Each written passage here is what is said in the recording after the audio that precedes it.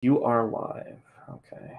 So I think we're going to have to wait a minute for people to get here.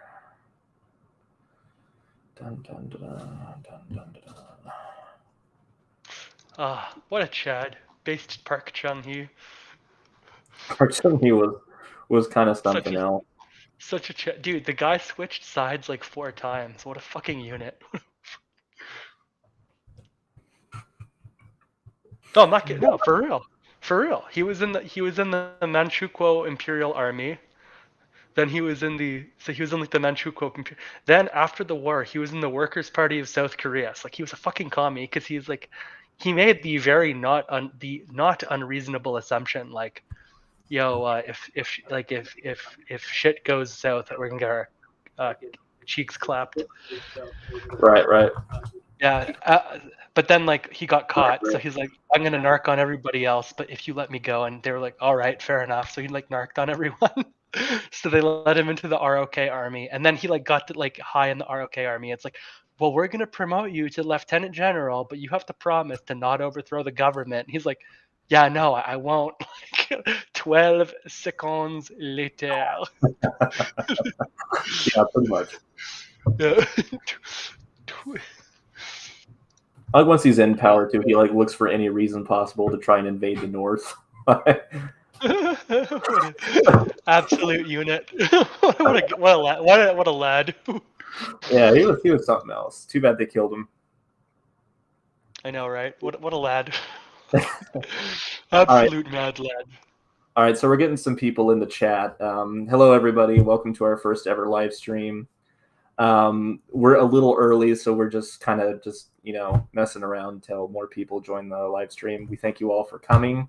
I'm Jesse. I'm the voice you hear behind all the videos, and the gentleman with me is my editor and contributor, Alex Martin. So you're hearing him for the first time. So again, we really appreciate you being here. And just hang tight for just a few more minutes. Awesome. Hey, Jesse, do you have like all of the questions and stuff ready? It's just that obviously I'm on the live stream, not on the YouTube channel. Oh yeah. I got them. It's just we'll start at like fucking profanity. Oh. We'll start at like 6:05 to get enough people to come here. Hi Eddie. Hi Tainlo, Abigail, Red Tiger official channel. Hello everybody. So glad you guys can make it. So yeah, so if you guys just want to ask anything right now before the show starts, yeah, we'll be happy to entertain you.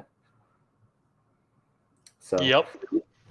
Yeah, no, Park Chung-hee was really something else. Like he was just bad. Like I don't know what it is about certain Korean leaders, but they're either really moderate or just fucking insane, and I love it. I love the power dynamic. You gotta have it's the crazy ones you gotta enjoy the most. Yeah, absolutely. Ooh, oh, Dermot. So I have a question here in the chat. I would like to know if you have anything to say about Dermot Hudson. He is kind of a curious guy. So I just went to his Wikipedia page there, Jesse, and this guy is British Alejandro. Really? No way. Yeah. Oh yeah. Oh way. If he's anything like fucking Alejandro, then I just think he's a total fucking goof. I don't know. I mean, even the North Koreans themselves think Alejandro's a useful idiot. So I mean, I'm probably going to agree with them. Except for I don't think he's useful. He wasn't just the amount of trust that seems to have been placed in Alejandro was like. I mean, I don't know if I would have trusted him with that much information about a hot dog stand, let alone the price list for all of my illegal sanctions breaking, allegedly illegal, alleged sanctions breaking, alleged heavy like industrial like military material. Yeah. I'm not supporting the DPRK, but it's interesting to listen to someone mad like him. That's what this whole channel's about, is just not supporting the regime necessarily, but just appreciating all the wild shit that goes on with this country. I mean, it's really something else. There's no other country like it on Earth. I'm just also trying to tell the story about this place that's free of sort of like the like lascivious sort of voyeurism that often happens. Like, it's not enough to believe that people are in like political prison camps, which, by the way, is a terrible, terrible thing to be. You don't want to be doing backbreaking labor in a gulag. But like then the stories come out and it's like, oh no, not only do they have like backbreaking labor, like people have to eat corpses in there, and like they get their fingernails torn out like every 2 weeks. Like, it's just really crazy stuff that, like, it really detracts from sort of the realities of the DPRK and starts turning into like sort of torture porn, at least in my opinion. Oh, is that another word that we can't say on YouTube? Okay, I'm sorry. No, it's fine. I don't think it'll be a problem, but yeah, no, exactly. It's like when you have, it's bad enough that we know that these camps, these awful situations in North Korea exist, but when you feel the need to exaggerate them, like you just lose whatever point you were trying to make. Oh, buddy. Songun 007 in all caps. That's Dude, the absolute funniest thing I ever saw on YouTube, and I'm not kidding, there was this guy, and his YouTube channel was, get this, his YouTube channel was called Dixie Juche. Called what? Dixie, like Dixie, the South. Dixie Juche was Dixie Juche. Oh, buddy, we are reaching levels of political syncretism that were previously impossible. Yeah. And like his profile picture was like the stars and bars, right? The Army of Northern Virginia with the Workers' Party of Korea symbol on it. It was like This guy is either that guy is either like a triple S tier troll, or he has unironically discovered like the triple S tier of political ideologies. It's over. Like, history's over, boys. We found it. Southern plantation owning with Juche characteristics is the only way forward. Yeah, we solved the problem, guys. Yep. Eddie's saying, now that we're all on here talking shit about Dr. Hudson, he's going to make a video on his channel or his Anglo-Juche Songgood blog. Anglo-Juche Song. What I love about North Korean terminology more than anything is you could just make word salads out of fucking anything. This guy, Ben. I mean, I don't know. Maybe Juche would make the UK a better place than it currently is. I don't know. If this guy doesn't have an award of some kind by now, he deserves one. And I'm not talking about like some random like North Korean rewards. I mean like a Nobel Prize. Yeah. Did you see that KCNA video claiming a bunch of political prisoners were released? I didn't see it picked up. I personally haven't. I don't really check out KCNA too much. The North Korean sources I usually look at are either on Nenara or Urimin Jokiri or the Pyongyang Times, but no, I haven't seen anything about that. Yeah, I don't. Personally, I don't have a full subscription to NKnews' KCNA Watch. That doesn't stop me from occasionally like ripping some stuff into a Google Docs and then reading it. But Of course. I did not get that. Do you have an update on that, Ceramic? I'd like to hear what you have to say. I'm living in Poland. I'm sorry. And there's one person that was going to DPRK and making vlogs, and now we are having a lot of fucking Juche lovers in my country. Based Poland. All right. Turn things around.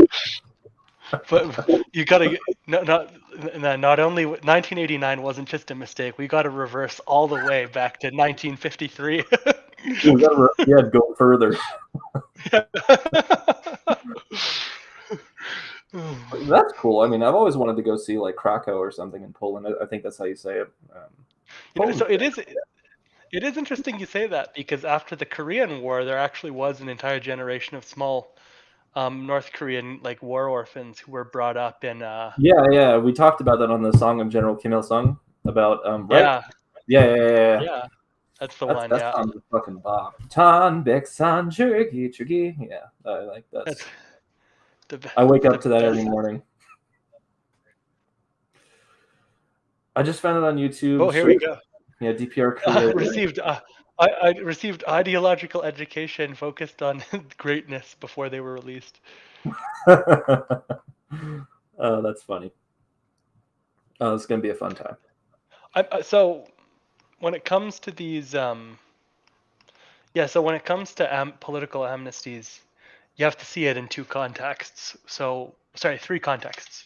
The first is the context of just East Asian Confucian tradition to begin with, which has a tradition, at least in China, Japan, and Korea, of like giving people fairly heavy sentences and then commuting them. Also because, prison conditions are fairly brutal in all of those countries, like even in Japan, which is wealthy. But of course, especially in North Korea. So there's that tradition of amnestying people that is a Confucian thing.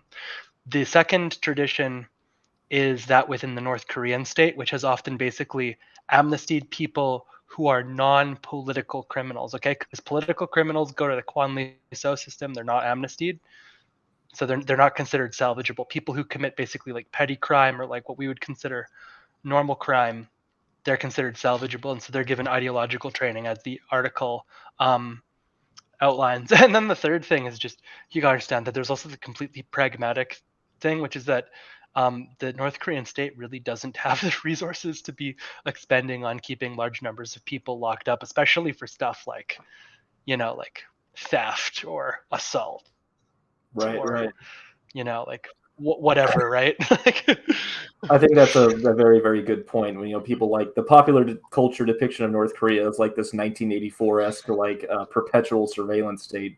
And from a pragmatic perspective, just from an economic perspective, North Korea's GDP is like what, 45 billion, maybe 50 billion at most. They do not have the resources Yeah, or the infrastructure.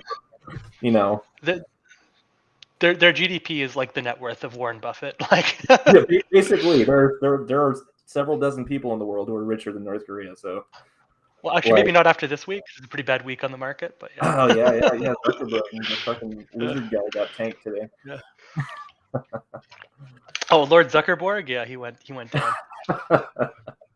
That guy does not act human. I'm not a conspiracy guy, but if I have to guess that one guy is a fucking body snatcher, it's probably Mark Zuckerberg. Yeah, man. All right, so it's 6:05. We'll just go ahead and get started. More people come, they come. So what we're going to start with first is, of course, the FAQs. If the people who asked the question aren't here, well, I mean, they can see it when it's, after the stream is finished. So the first question would be, are there any defector testimonies that give in-depth look at life under Kim Il-sung? I can only ever find testimonies from the arduous march onward, understandably. And also, do you know of any books or whatever that share a similar perspective to this channel? Well, this as far as defector, depends on what you mean by testimonies. I mean, the book that I always recommend to people, including Alex here, is the Barbara Demick's book, Nothing to Envy, Ordinary Lives in North Korea. And that book talks a lot about how life was really good in the early days with Kim Il-sung and how things sort of slowly started going downhill with the advent of the arduous, ultimately culminating with the arduous march after the fall of the Soviet Union. So, as far as if you're looking for testimonies that talk about life, in the good old days of Kim Il-sung, that's a book that I know personally that you could look at. Any books or whatever that share a similar perspective to this channel, that I don't know. Alex, what's your take at this? Yeah, so I think something to remember about the Kim Il-sung era is twofold. The first of which was that it was the most repressive state at the time in the communist bloc. Like, the only one that came even close would have been Albania. So basically everybody was watched at all times, and so it was a lot harder for people to like have anything even resembling freedom of movement. Like, I want you to understand something, which is that right now in North Korea you have like internal passports to go to Pyongyang. You can see that in the K-drama Crash Landing on You. But back then they had like internal passports to go 50 kilometers. Like, it was pretty intense. And then the second thing is that on a very basic level, Kim Il-sung's policies, despite being basically inefficient, were propped up by huge amounts of primarily Soviet and some Chinese aid, which meant that people were not like absolutely starving. So there was a lot less incentive for basically normal people to get out of the country. As far as they were aware, nothing was wrong. Like, and in fact, it was this in the south where people were starving or didn't have shoes or whatever. Yeah. Tane said Romania was similar, China under Mao too. Yeah, I mean, honestly, like, it didn't even come close. Like, the level of control was, like, for example, the level of control under Mao, under the Cultural Revolution.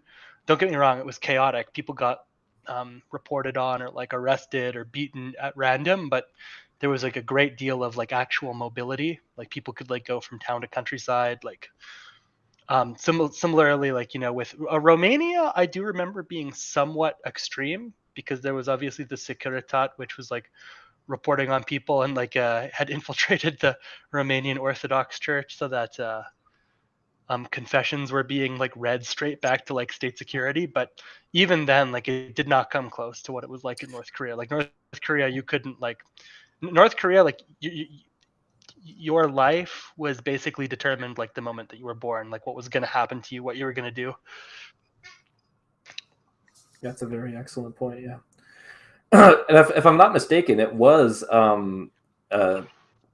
Kachesko in his visit to Pyongyang where he saw basically the devotion that they had to Kim Il Sung. That was the inspiration for him to try to sort of create this cult of personality of his own. Am I right? Ultimately, it didn't work. Yeah. Yeah. Well, I mean, and one of his mistakes was that he tried to co-opt Romanian nationalism. But Romanian nationalism existed outside of ideological communism, as opposed to like with Kim Il Sung, who created like his is joined at the hip with his leader cult. Like his vision of Korean nationalism is totally inseparable from the leader. Right. Yeah. No, they're fundamentally different things. Yeah. Yeah. So, but no, that's an excellent explanation. So Dragon Boy, I hope that what we gave you answers your question. So the next one from Rudy Speaks is just trying to pronounce Korean and trying to speak as quickly as native Korean ever get easy. I mean, it really just depends on how much effort you want to put into it, I guess. I mean, yeah, I mean,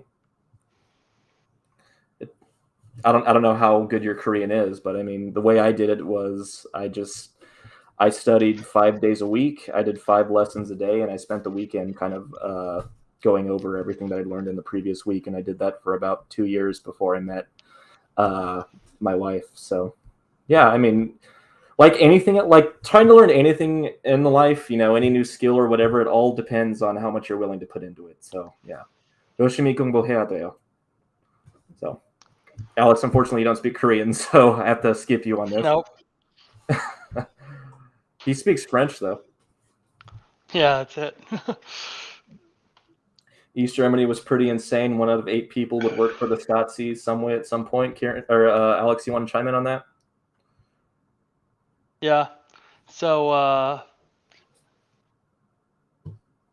yeah, basically like no, don't get me wrong, like the level of control was very, very high even in East Germany, and like people were getting their letters steam opened and stuff, which was pretty crazy when you think about it. And like if you picked up the phone, for example, because many people in East Germany had relations in the West, you'd pick up the phone to call your relations in the West, and there'd be another person on the line.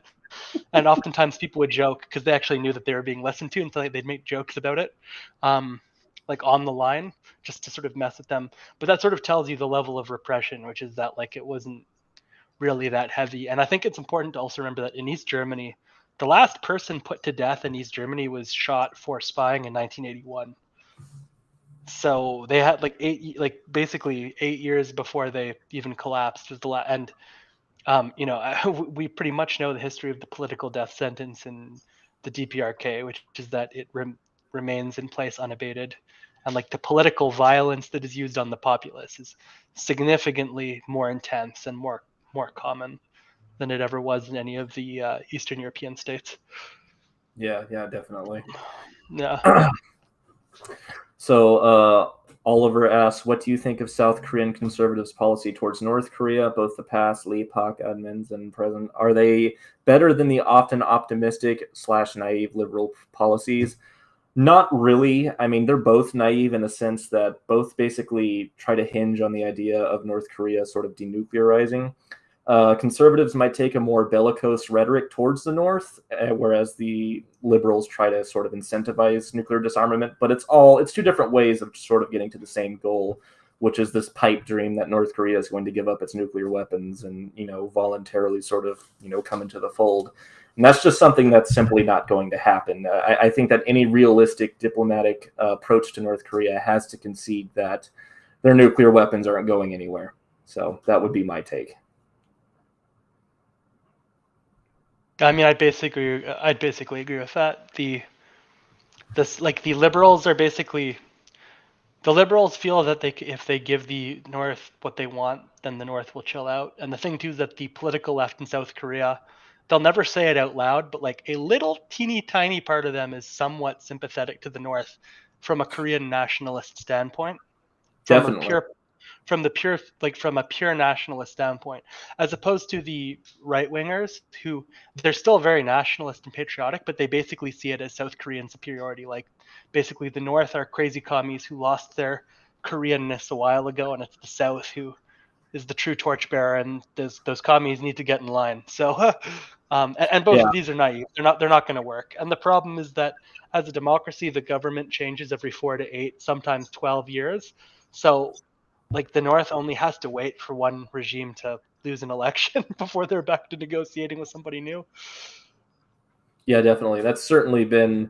I mean, even if you take out of the, even if you remove the fact that every U.S. president has pretty much had the same position towards North Korea for the past 40 years, yeah, like negotiating with a new leader every 4 to 8 years really has not been very efficient. Or, given that South Koreans especially don't even have 2 terms, it's just one term of 5 years. I mean, every half decade you're sort of resetting negotiations. So I think no matter who's in the office, uh, until they abandon the pipe dream of North Korean nuclear disarmament, they're both naive. So Yeah, that's not happening. yeah.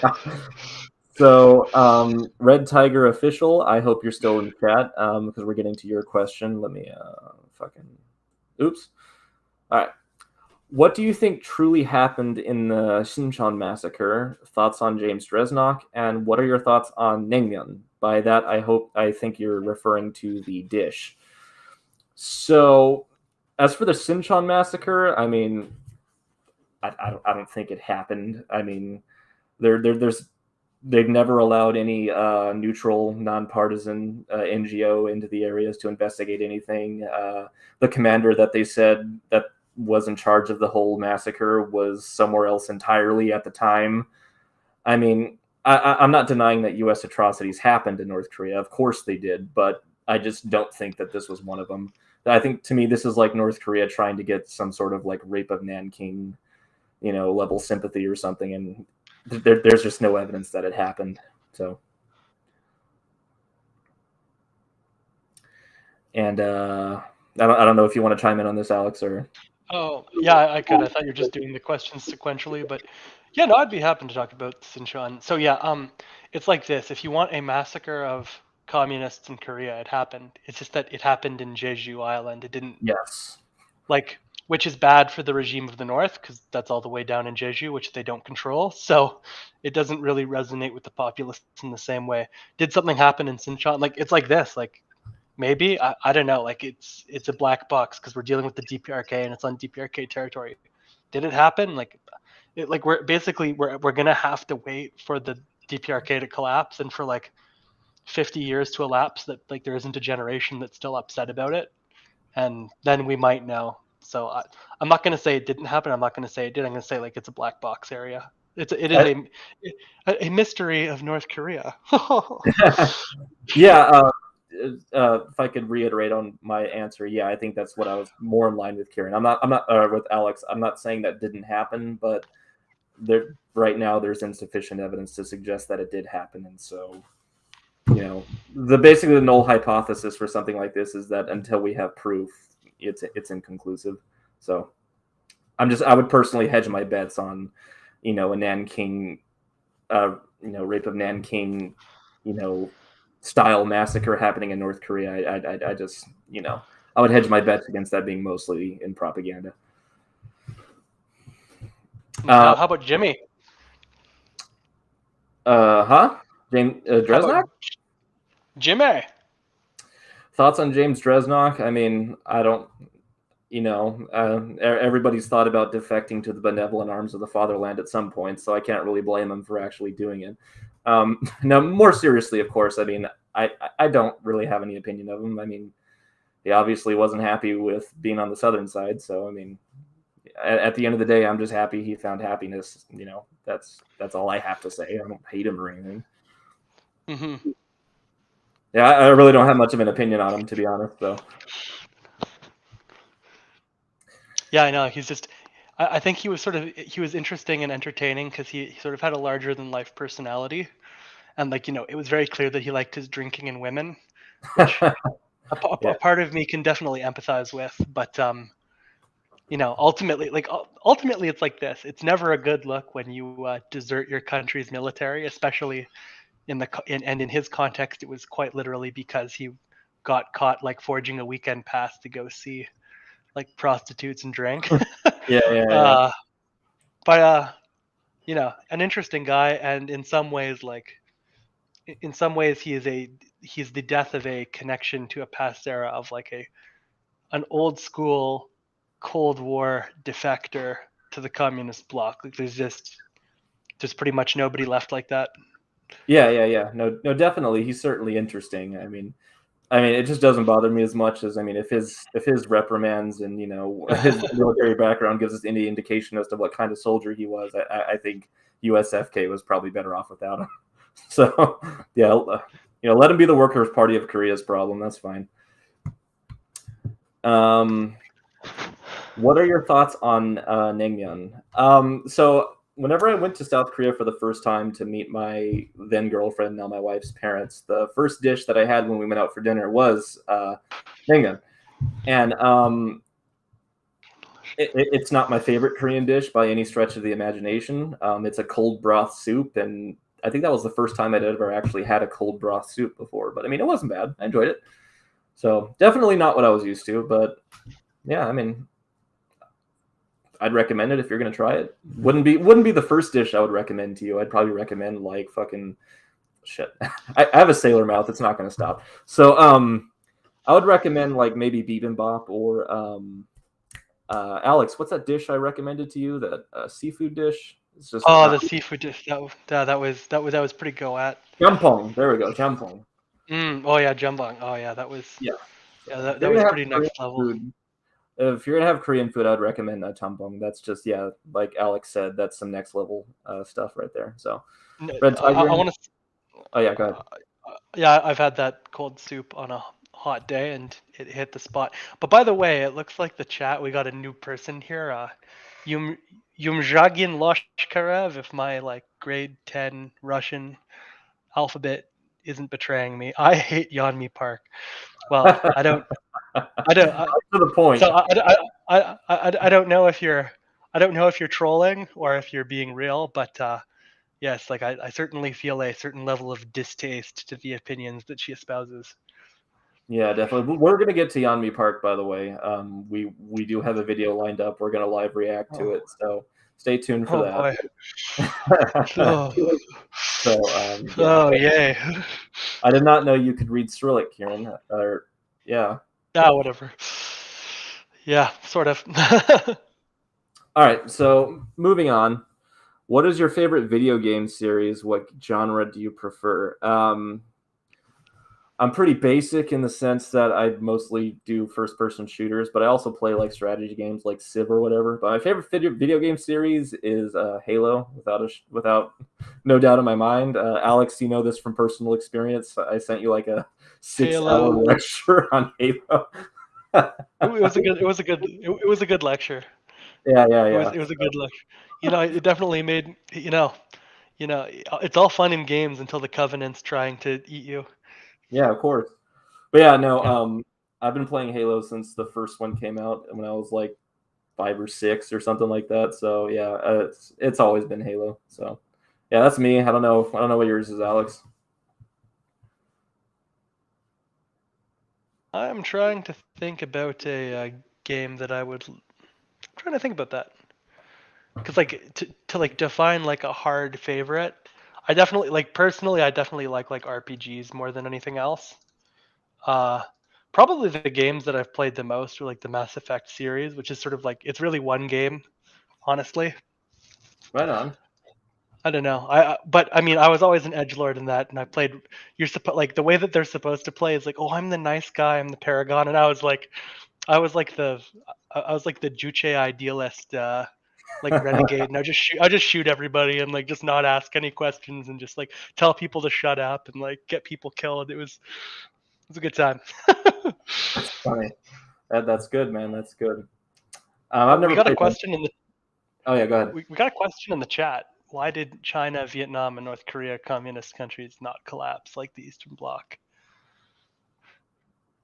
Well, North Korea, again, it's because of the amount of state control that I think the government had over people, in the sense that they were largely, I think, sheltered from what was happening in Eastern Europe to an extent. Now, obviously, there was a severe problem with food insecurity, but however, like Kim Jong Il himself stated that it was essentially the black markets that ultimately kept North Korea from collapsing. So I think with regard to North Korea, it's simply due to it's a combination of black markets and really the extent of North Korean control over people, control over information, as well as perhaps even loyalty to the regime. Because you got to remember that, before the arduous march and before the collapse of the Eastern Bloc, I mean, North Korea was doing relatively well, and most North Koreans were proud of their country. So I don't think the urge to rebel and overthrow the government necessarily was there. So I'll pass the rest of that on to you, Alex. Yeah, I agree with that. I think that's about correct. I think there was other stuff too, like because by then, basically, in the case of China and Vietnam in particular, they had both had 10 years of market reforms, and the market reforms were already starting to show some amount of like return. So those prevented it. And then, I mean, the last reason, and this is to get into that thing, and it's basically the Chinese proved in Tiananmen Square that unlike the Soviets, like the Soviets were not willing to roll the tanks onto the streets in like 1989. Like they didn't Gorbachev didn't call Honecker and say, get the like National People's Army to repress these like demonstrations. And so it went down. Whereas in Tiananmen Square, they all went and they protested against the system, and Deng Xiaoping went, ha ha, PLA go boom, like, and that was kind of that. Yeah, very, very, very. Yeah. Yeah, that's a good comparison with China. China was actually willing to roll in the PLA, and the Soviets, largely weren't. So yeah, that's a good point. I mean, yeah, that definitely that also definitely shows a difference between each of these countries, because at least in the Soviet Union and in the the Eastern European states, the military was the country's military, which meant that it existed independently of the party. Whereas in all of the East Asian countries, the soldiers specifically swear their oaths to be loyal to the party, not to be loyal to the state. So they are the private armies of the party, which I think really makes a big difference. Yeah, absolutely. Yeah, the People's Liberation Army is the military wing of the Chinese Communist Party, not the Chinese nation. Yeah, exactly. So I think that's important to remember. And the Workers and Peasants Red Army was that way until 1946, which is really sort of bizarre. I don't know why Stalin decided to sort of like sever them like that, but that was the decision that was made. So. Okay, I think that satisfies that question. Yeah. So for the next one, Link Chidori asks, is there any kind of literature that explains the August incident in detail? I've tried for months and I haven't found much. I'm going to tell you right off the bat, not really.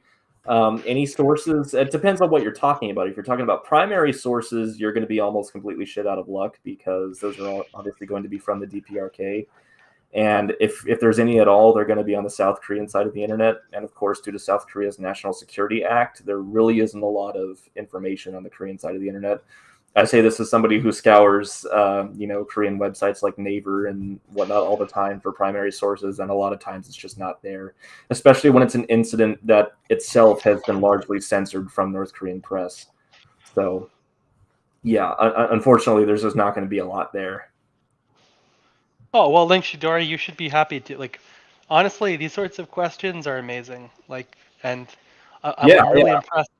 I'm really impressed by the level of knowledge of the people who watch this channel, and I'm sure that you're all very handsome and beautiful as well. Of course. Link Chidori, I'm glad to see you here in the chat, and you got your question answered. One of your questions answered live. But yeah, man, it's finding any information, especially that early in North Korea's history during post in between the Korean War and sort of the 1980s, when you saw a little bit more trickling out of the country, yeah, like post-Korean War into the 60s is pretty much an information black hole from North Korea, because that's the time where, Kim Il-sung is really starting to consolidate his power and forge the sort of cult of personality that we're seeing. So anything prior that, doesn't go against the official narrative of North Korea just isn't very common. It's why it's very hard to come across early footage of North Korea where you have Kim Il-sung next to people like Joseph Stalin and Karl Marx. These are depictions that have been scrubbed from subsequent interpretations of North Korea's founding and whatnot. So, yeah, again, it's until North Korea collapses or, something makes its way out, the answer is pretty much nothing. So I apologize. And the second part of the question is, how are the Korean-Chinese relations during Kim Il-sung Mao years? Were government and citizens aware of China's situation during the Cultural Revolution? Alex, I don't know if you're more qualified to talk about that. You're more well-versed in China than I am. I know a bit about this. So it's like this. They were not good during the early to late 50s because obviously the Chinese saved North Korea's bacon, which is a huge point of contention when you're founding an autarkic regime based on the fact that your race is special and doesn't need help from the outside world.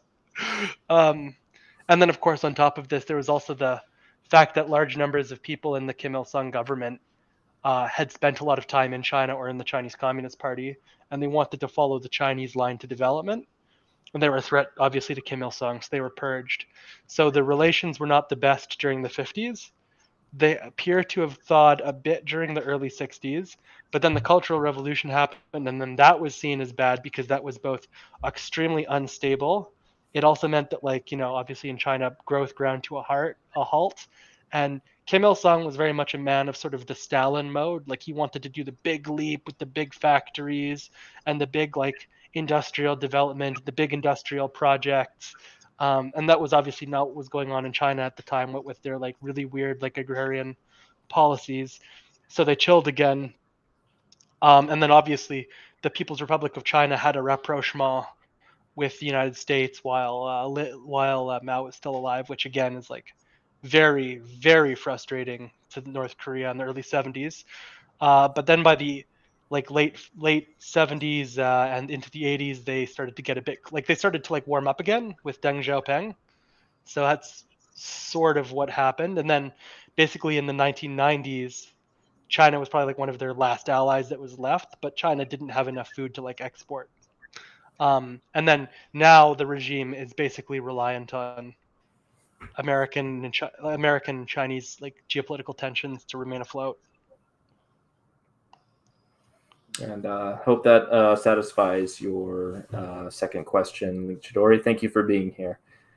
So, I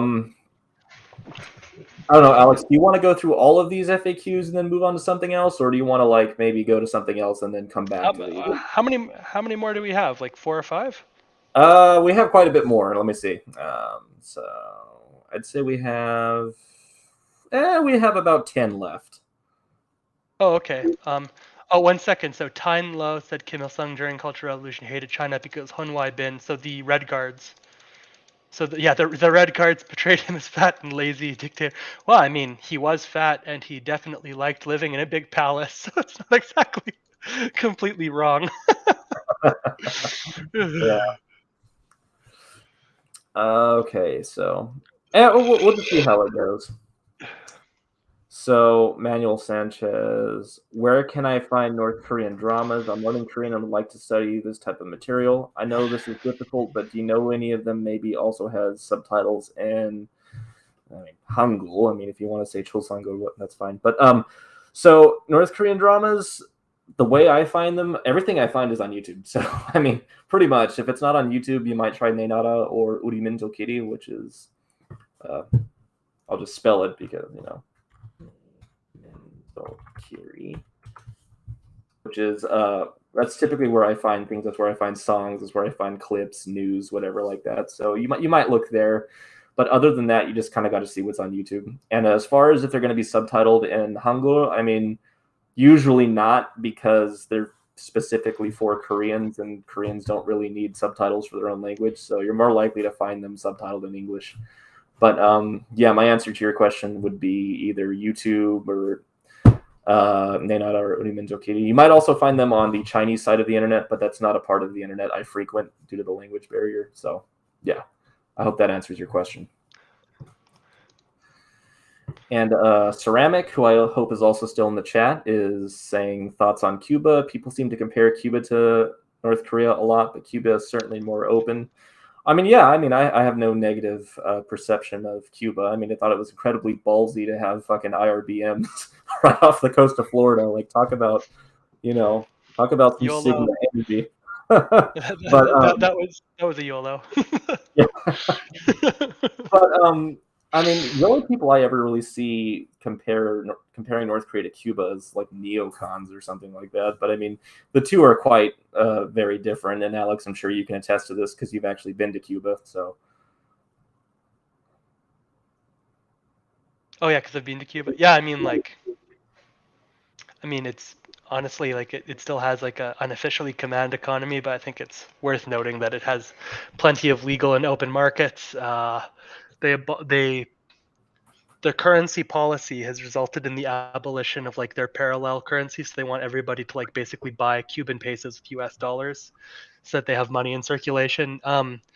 It's honestly not, Cuba is honestly not too dissimilar from like its neighboring Latin American countries. Like it's obviously much poorer than other Caribbean countries like Barbados or like Trinidad, which are like basically first world countries. But like it's certainly doing a lot better than like it's certainly doing, or is at least comparable to at least most of the other like Central American countries or like many of the South American ones. Like, you'd probably I don't know how to say it. It's like for the average citizen, life in Cuba would probably be better than say the average citizen's life in Colombia, but there's also less mobility in Cuba, right? So like, I think the main crux, though, is that Cuba isn't the cult of personality around Fidel Castro and Raul Castro is nowhere near that of the Kim family. And also like those two figures have like a high level of like basically genuine love that did not have to be coerced. Like, yeah. I mean, there's a lot of controversy surrounding Kim Il Sung's early interactions, in the Korean Revolutionary Army fighting against the Japanese. We know very well that Fidel Castro was actually, stacking bodies during the revolution. So yeah, there was definitely a level of genuine respect for Fidel Castro. I mean, here's the thing. But by now, the leader cult has been so all powerful in North Korea. Like, I guarantee you, if North Korea collapsed tomorrow, like we would see like a Kim get elected, like to some kind of position. That's another thing that people like have this weird idea that if North and South Korea unify, it's going to be like how West Germany more or less absorbed East Germany. I mean, there's going to be a lot of support for the North Korean regime in a unified Korea. Like, absolutely. Like, there's and Workers' Party of Korea will survive, maybe not in name, but certainly by a successor party. It's not like that's anomalous, and like the East German, West Germany example is actually like also tacked for that, because like, they have a word for it in German. It's Istelgi. It's like people from the East who are like nostalgic for the GDR. Like, it's already a thing, and they vote like it too, because the far like the successor party to the the Sozialistische Einheitsparty, like the East German party, like is the second biggest in East, like it gets most of its votes in the former GDR. yeah. So like North Korean style nostalgia is going to be like like the East German version of that, but cranked up to fucking 11. Like, there's going to be a lot of nostalgia, especially once you realize that, when South Korea ultimately has to face rebuilding North Korean infrastructure, there's going to be a lot of abuse of North Korean workers.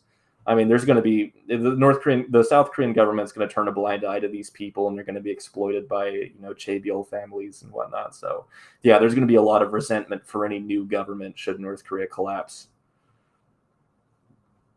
So, what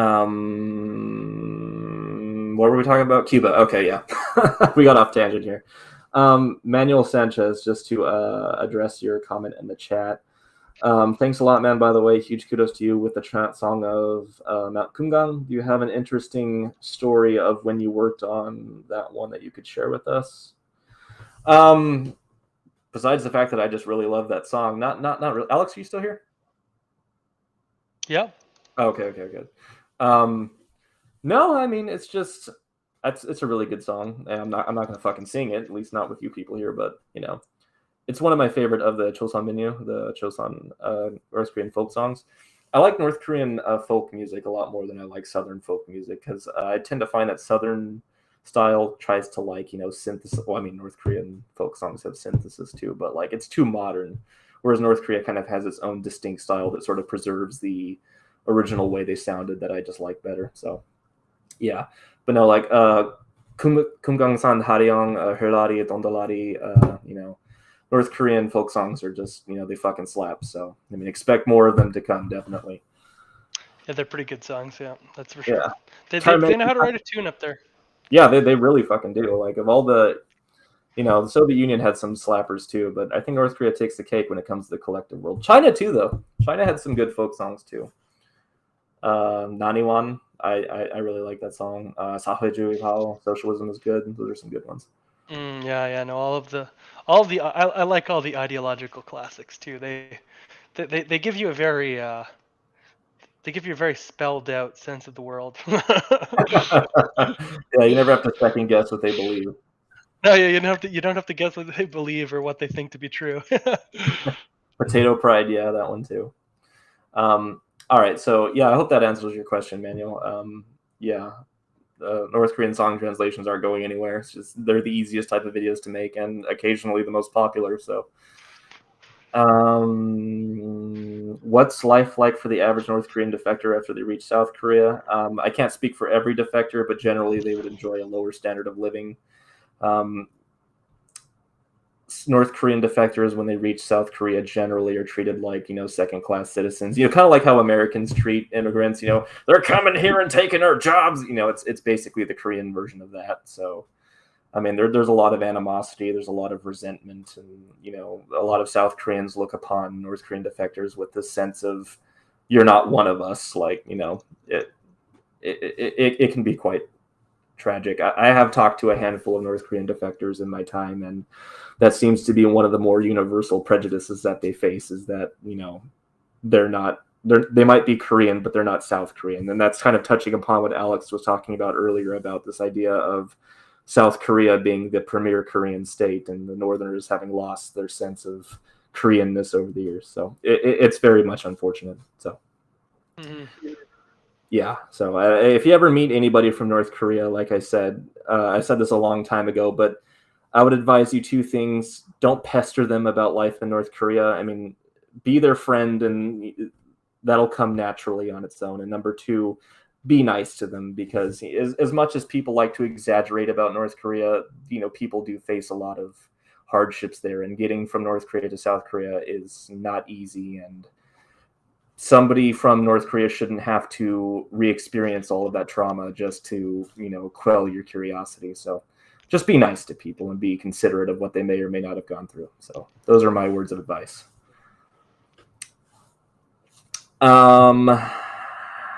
Eddie, I think this is your question. Let me zoom in. Apparently, according to the South Korean intelligence agencies, North Korea has introduced a new ideology of Kim Jong-unism, replacing Kim Il-sungism and Kim Jong-ilism. Thoughts on this? According to the right-leaning Daily Mail, I would not trust anything that comes out of Daily Mail. Another article seems to imply that the portraits of Kim Il-sung and Kim Jong-il are being removed in support of Kim Jong-unism. I doubt that very much.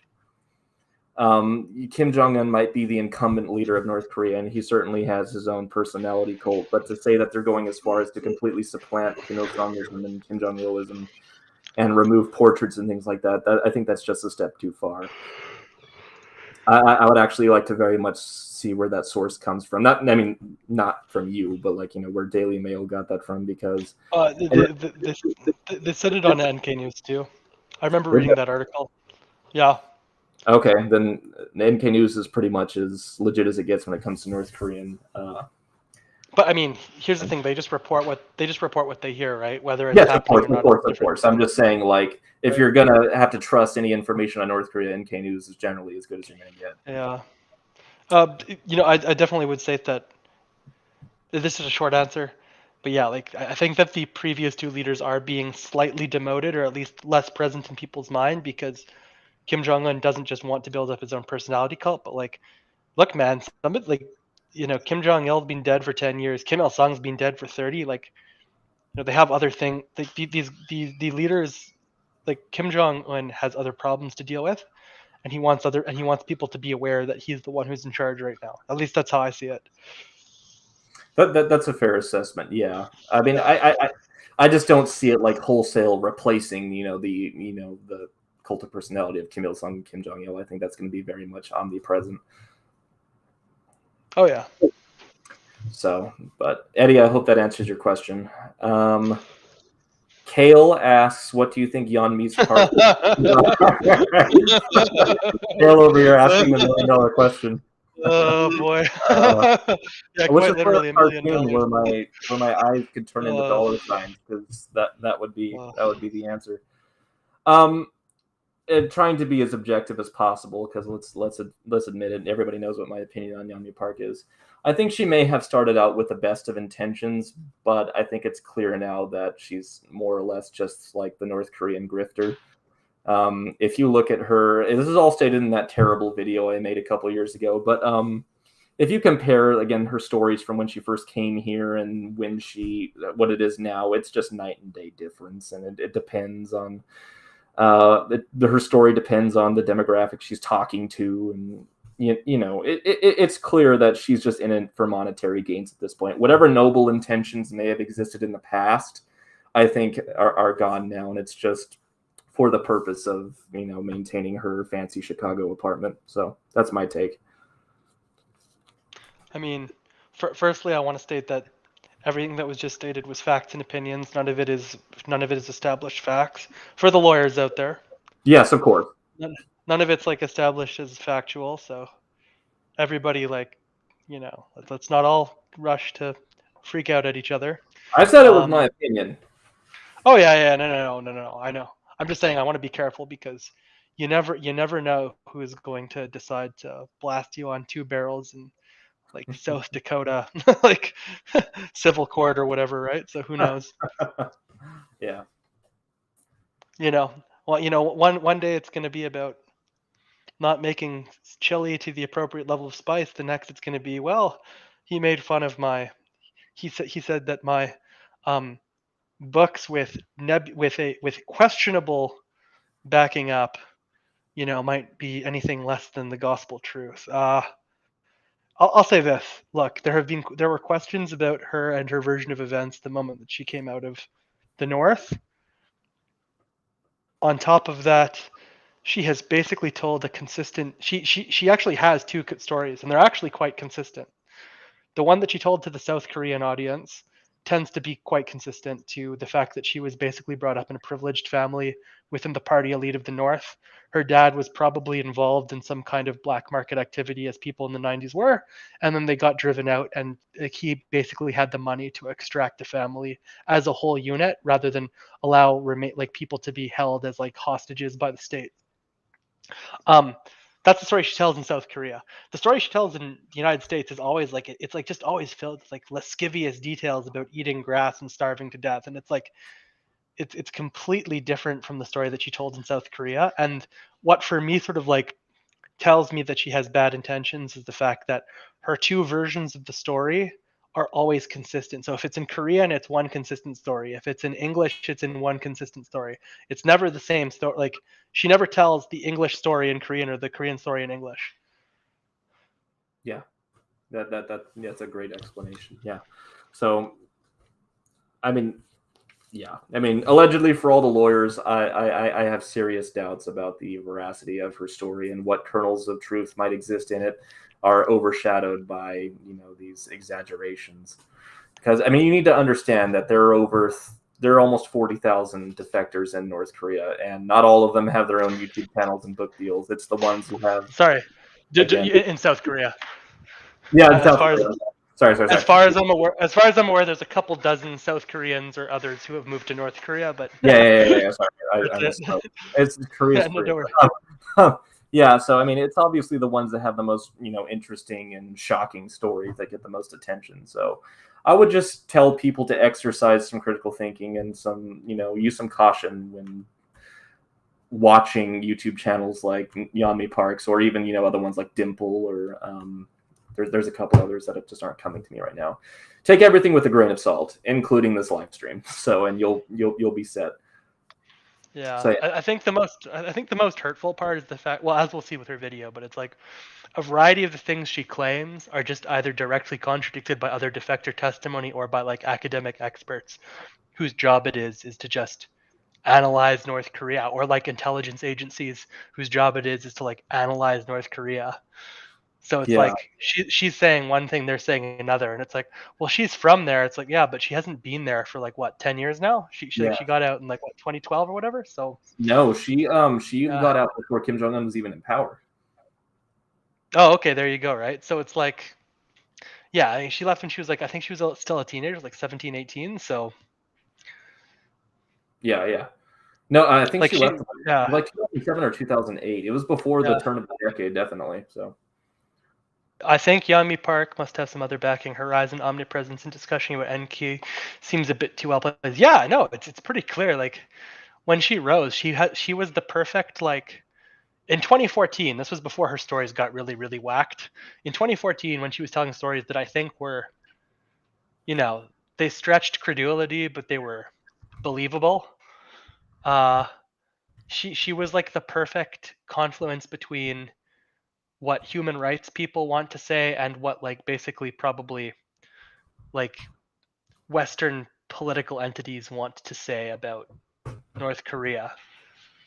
So she was like she perfectly aligned with both of those things that don't always align. yes. Take everything with a grain of rice. Yeah. And Eddie, just to reiterate, I could not find your other question you were talking about. I'm on both of the community posts I made about the Q&A, and I can't find it. So if you want to like find it and then copy paste it in the chat, I'd be happy to answer it for you. But yeah, I don't see it on here. So okay, that ends with, so we have, let's see, we have a little bit more. I think that was just you responding to that question. Oh, if that's the case, then okay. We'll yeah, that's 5 replies from you. So that's, yeah. Okay, so Well, you know what? We should do her video next, just to stay on topic. Okay, yeah. You guys want to hear You guys want to see us watch a Yeonmi Park video? How does that sound?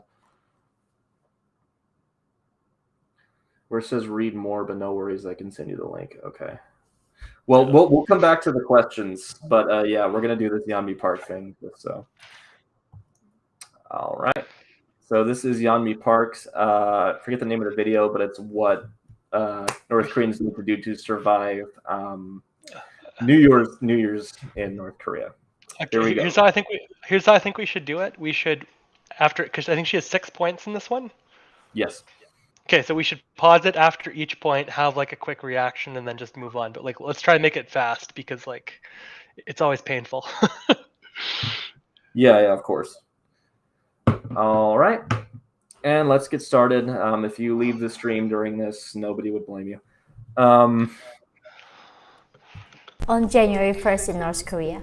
And because this is truly the only holiday for the people, if you feed somebody else, your children are gonna die. What is that outliner she has on her lips? Nowadays, actually, in North Korea, when you go to someone's new home, and if it's a meal time, they don't say, "Oh, have you eaten?" They actually say, "You must have eaten." What?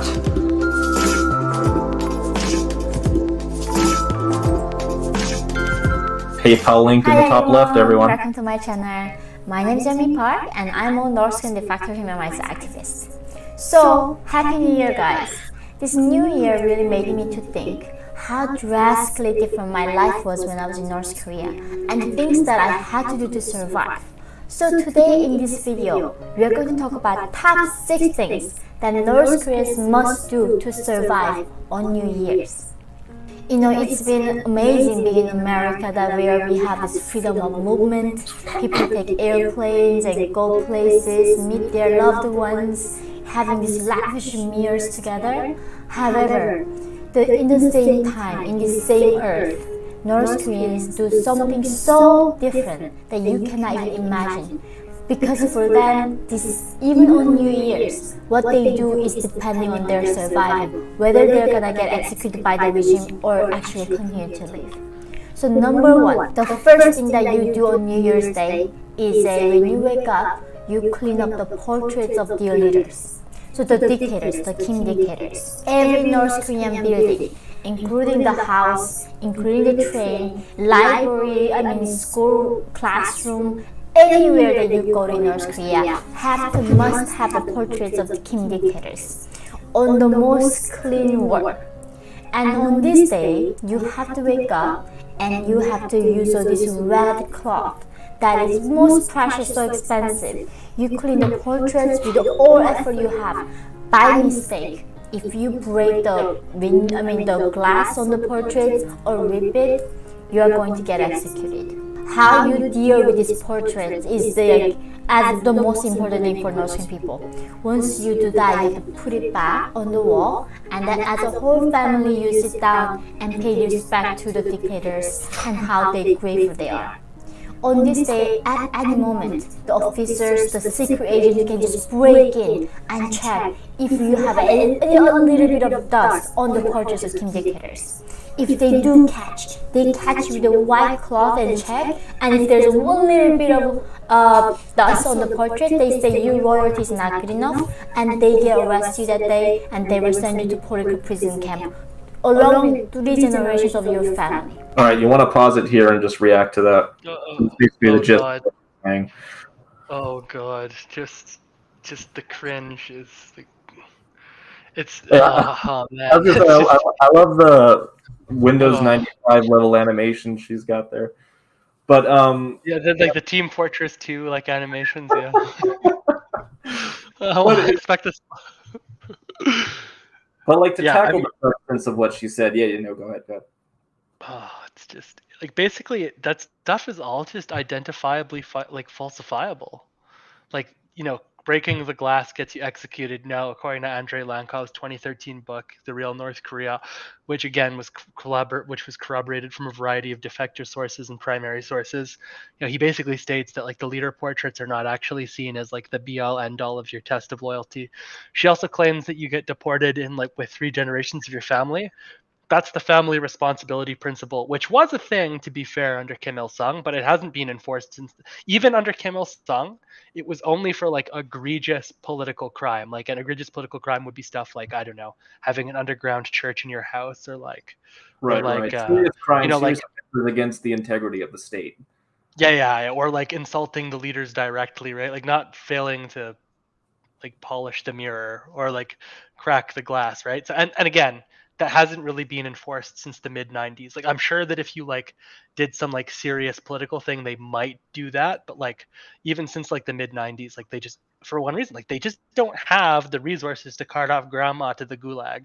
They don't they don't want to deal with that. Yes.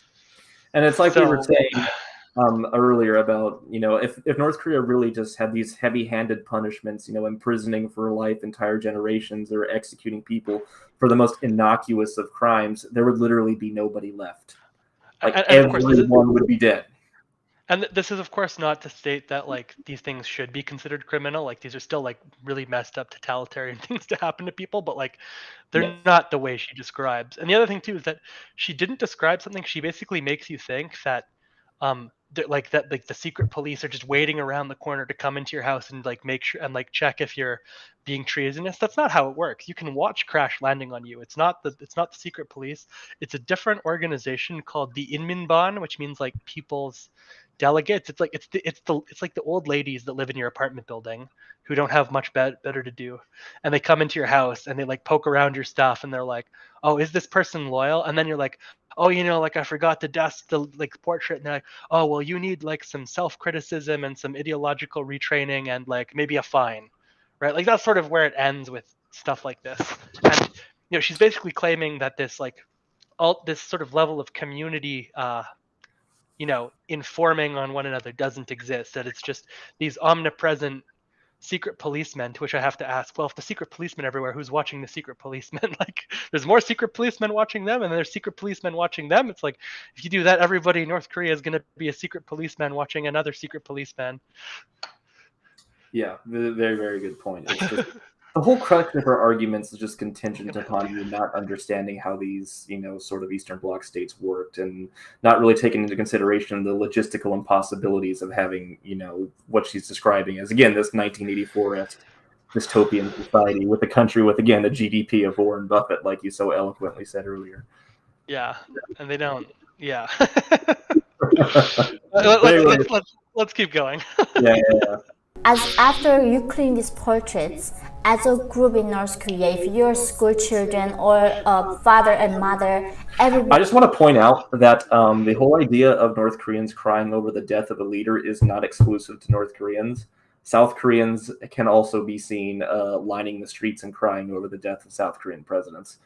That is not exclusive to North Korea at all, and I'll touch upon that perhaps in the next live stream or another YouTube video or something. Now that it's in my head, but yeah, I just want to say that's also kind of deceptive.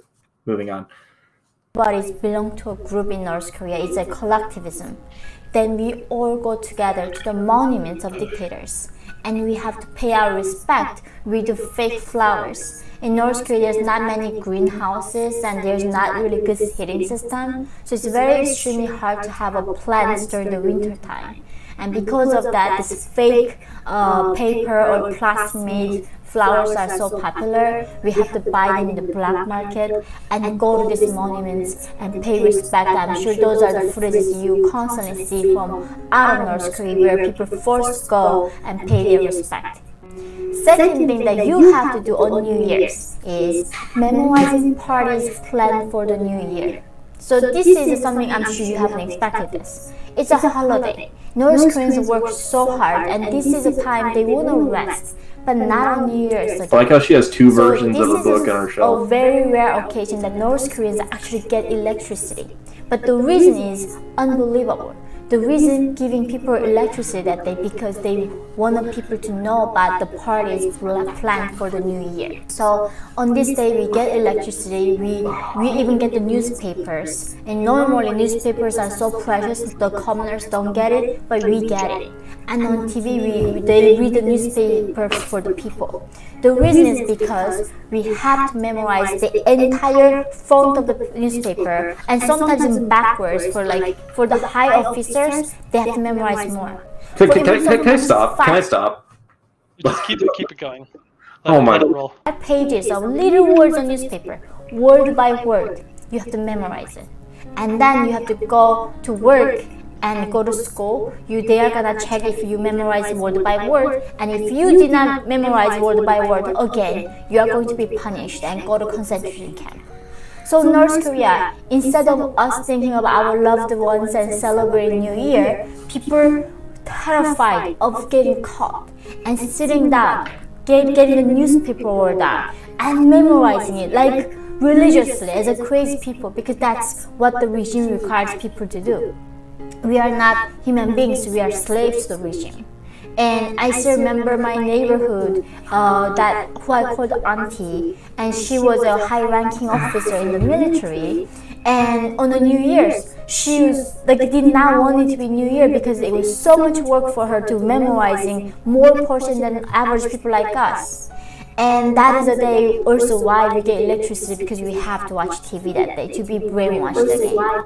Third one is actually, I'm sure you have not expected this. On New Year's, actually right before New Year's Eve, we all take bath. And here's the reason. In North Korea, we are still living in the mid-dark ages. We don't have electricity other than New Year's, and we don't have running water, we don't have a running heater system. Did we pass point 2 already? We take bath a few times a year. In the summer, we go to the river and we just Okay, sorry. Okay, so balls in your court, Alex. Go ahead. Oh, you seem like you really had something to say, so I don't want to interrupt you because you were really mad. So It absolutely makes me furious about how she can just say these things that have absolutely no verifiable sources whatsoever, pass them on as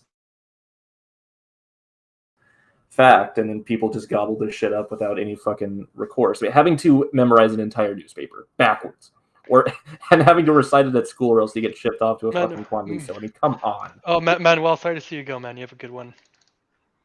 Yeah, you have a good one, man. Yeah. So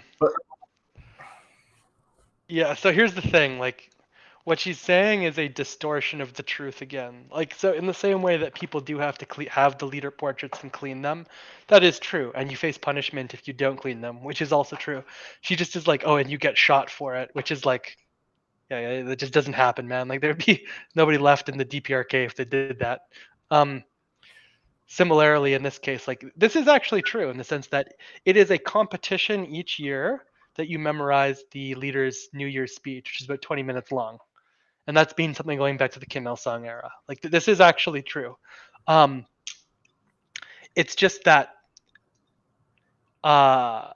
like, where you are in society is going to determine how much of that you have to do. So, like, if you're part of the party elite in Pyongyang, you might have to memorize sections. Like, you know, if you're trying to, like, for example, there are people in normal prison camps, like not the political ones, and they'll have a contest, and if you can, like, memorize the whole speech best, you'll get, like, extra rations and, like, a day off, right? Which is a big deal in a prison camp. That comes from Nothing to Envy, because she interviewed a young man who had been very sadly imprisoned in the north. So that would be an example of that. Sure, but it's not to the So, extent. like, oh, no, she's distorting the truth. That's what she's doing. She's telling a version. She's basically telling things that are true about North Korea and then, like, taking them to the nth degree of just sort of how ridiculous they are. Like, it's just, yeah. Again, once again, it's like, this isn't just me talking here. Like, this is directly contradicted by other defector testimony. Like, it's not just her. Like, it's other defectors who state, like, that this isn't how it goes down. Yes. And her perception of North Korea is very much a time capsule of the time she lived there. Like, the electricity problems are very much indicative of, you know, the late 90s and early 2000s when she was in North Korea. I mean, by all accounts, electricity shortage is still very much a problem, yes, but it's not to the extent that it was during the, you know, height of the years. It's rolling blackouts and brownouts. It's not like days of no electricity. I mean, in remote areas that might be the case, but, like, at least in the built-up areas, you might have 6, 8, 10, 12 hours of electricity a day with with, like, occasional brownouts, right? So Yeah, and I mean, Pyongyang, by all accounts these days, is mostly always having a steady stream of electricity. Again, with maybe occasional brownouts. But I mean, to be fair, Pyongyang's also the model, so, like, yes, of course. But I mean, even during the arduous march, you know, Pyongyang had severe electricity shortages. That's what I'm saying. Like, it's come a long way. Yeah. So, what was point number 3 that she was talking about? Sorry, I had to. Like, bath water, like, people don't get to bathe, which is, like, I don't know if you've ever met Korean people, but, like, they're pretty obsessive. They're very clean. Right. All right, let's keep it rolling. Sorry, people, get the barrel out of your mouths. We're almost done. Washing in the river, and then in the winter, that is the only time we usually take a bath. So on December 31st, usually people bring the water from the river or the well or any stream and heat it up. And this, like, firewood are so precious. But on this day, North Koreans do it because we somehow believe that if we wash on New Year's Eve, that all the burden, all that difficulty of life gonna go away and bring us a good luck. So North Koreans take bath on December 31st, and on New Year's, we all feel very clean. So I'm sure you're gonna meet the cleanest North Koreans on January 1st in North Korea. So number 4, North Korea has a very I really don't have much to say about that, to be honest. I mean, in rural populations, I would assume, yeah, that heated water is not readily available. So I mean, that's probably the most factual thing she said so far. Yeah. Keep on going. Yeah. Yeah, I mean, not really much to say about that one. Stop clock moment. Yeah. So Abigail says North Korea has bathhouses. That's true. Not only is that true, but if you want some spicier content, you can go and look up some Defector testimonies on YouTube. Just here on YouTube, like again, and it's the opposite of what she has to say, because those defectors will tell you that the bathhouses are where young people go for their amorous encounters. Yeah, nothing know. to envy. Ordinary Lives in North Korea is the whole first couple chapters is about chick, having fun at the old abandoned bathhouse. So yeah, so it's a yeah, like so. Once again, it's like, and I assure you that there's no secret policemen following them, making sure that they're not doing that. or if they are, they aren't interceding. They want. Yeah, if they're going there, then they're going as customers. On a shot. But anyways, guys, moving on. Let's get through this. Where we like to share things and respecting elders and taking care of each other. However, the difficulty of life, going through this mass starvation for, years, almost 80 years now, made people really become, different. Because in a way, if you feed somebody else, your children are gonna die from starvation. 20-year-old photographs. Therefore, nowadays, actually, in North Korea, when you go to someone's new home, and if it's a meal time, they don't say, "Oh, have you eaten?" They actually say, "You must have eaten." And then you cannot say you have not eaten, and that's like it's almost asking. You cannot go to North Korean homes and say I have not eaten. Do you have some food? That is the rudest thing you can do in North Korea. But January 1st is different. People actually try their best to be generous, and they do everything they could to have some food. So if the guest comes, and they feed the guests. So on January 1st, North Koreans do their best to go out to the neighbor house to fill their stomach. And of course at home we have to do the same thing when the people come and feed the people. And on this day, people really, just one day, they don't worry about too much of food and then get fed that day. So this is not all bad, even though we have to be terrified in the morning. However, there's still some kind of that love that people share, and taking care of each other. Number 5. I just want to say, this is again one of the more benign points she makes. My only thing is that having a primary source to ask on this is that generally, if you go into a Korean house, it's expected that you're going to be fed. It could be that economic conditions have made this the inverse in the North, but again, this isn't the worst thing she's ever said, so I don't really have much to say about that either. I would just make another comment, which is that let's also be real here, which is that Korean culture is exceptionally polite, and like even if you're not allowed to sort of openly state in a place like the North that the food is short, even though everybody knows that it's short, Koreans are not gonna, like, especially in a place like North Korea where you have to live next to your neighbors so often and see them every day and be really reliant on them for continued survival. You're not gonna necessarily impose on them if you know that they don't have enough to go around for a New Year's banquet. Yeah. So again, I'd also though point out that if somebody says that they are going to be feeding their guests, then firstly you should believe that they're going to be feeding their guests, and secondly you better not eat before you go there, because it'd be hell to pay if you don't start eating everything. Yeah, definitely. And a ceramic. These are just pictures of families dining together. Very well could be. Yeah. Generally. On holidays and things like that. It's just like in any other country during the holidays, your extended family comes over and you all eat together. So I don't know if those specific photographs were that, but yeah, I would assume that's the case. So like during Chuseok, for example, Koreans travel all over the country to, meet their families and things like that. I don't imagine it's drastically different in the North, just might be a little bit more contained due to the restrictions on travel and whatnot. So moving on, let's get to the last 2 points. It's also something that we have to do, and as a culture that respect elders. This is not in any way, shape, or form exclusive to North Korea. And we have to pour the soju, which is a rice alcohol, and then rice cake to ancestors and remember them. And this is a big thing for North people because we really grateful for the ancestors, the people who brought us here. Even though life for North Koreans are miserable, unlike being in America, North Koreans have so much respect for their ancestors, what they went through to preserve life, to preserve next generation. The last one is actually Okay, but that's literally every single Confucian culture on Earth. That's not only is that not even exclusive to North Koreans. That's not exclusive to Korea, China, Japan. That's not exclusive to any Confucian culture. That's one of the basic tenets of Confucianism: filial piety. You respect your ancestors. I don't see why this needed to be a point. Like, it would be different. It's like it's filial piety with Juche characteristics, but she doesn't go there. She just says in North Korea you have to respect your elders. Yeah, that's kind of universal in that part of the world. I mean, I don't know. Like 3 of these have just been filler. I mean, funny. but As a child, one second, if you just pause. To be fair, like, that's not just her. That's most like YouTube content creators, right? Like, just putting aside that it's Yeonmi for a second. Yeah, You no, like, of course. I'm not saying she's YouTube, alone.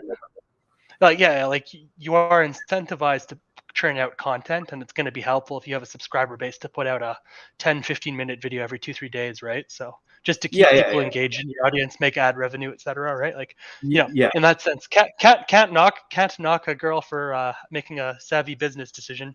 No. I respect the clip. I'm not saying, by all means, she's hardly the only one to do this. I'm just saying, I'm going to call it like I see it. Like, this is not really a point. Anyways, let's be done with this so we can save ourselves from aneurysms.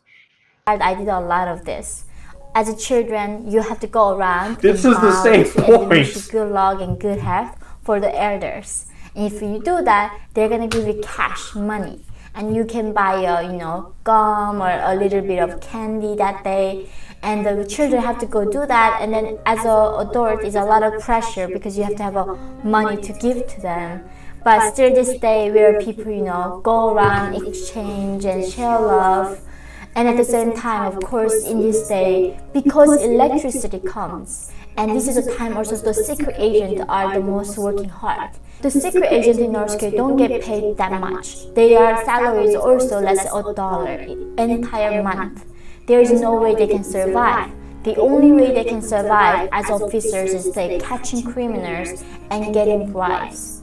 Therefore, they go around the houses and looking for people watching foreign movies. And this is the only time the North Korean people get electricity. A lot of them do, and they get caught, and they get disappeared, and they get sent in prison, and they have to bribe, and a lot of times they get executed. However, a lot is happening for New Year for North Korean people because this is the only occasion that we can eat and we can have. Okay, this is basically the outro of the video, so we can stop it here. As if the most. So to that last point, I mean, again, children respect. This is essentially just a recycled version of the last point. Yeah, in Confucian cultures, children, of course, have to respect their elders. I mean, you respect your elders at any point in life in East Asia. That's and insofar as the whole idea of the police being especially active around the holiday season, I don't imagine that's untrue. I mean, I am sure that they are paid probably pretty poorly. So I mean, they got to go around getting bribes. That's not something I would consider especially exclusive to North Korea. Mexico is like that. So, you know what? Like, I think it's important to remember that life in North Korea continues on. People still have their lives, and like, it's a good thing. But I would just like to point out, like, look, man, even in a repressive place like that, people build and maintain the rides for a reason, which is that people still want other folks to have fun once in a while. Like, it's not a yeah. That's the thing. Like, North Koreans, even the cops, even the secret police or whatever, they're people too, and they don't want to live in a 1984-esque hellhole either. I mean, when their shift's over, they're going to the fucking Pyongyang Zoo or whatever too. So, I mean, but anyways, so yeah, that was Yeonmi Park. This was actually one of her more timid videos, and I wanted to shoot myself on at least 3 occasions. So if I ever do another video on Yeonmi Park, I don't know how I'm gonna make it through. But there you guys go. I hope you guys enjoyed that. So. Mm-hmm.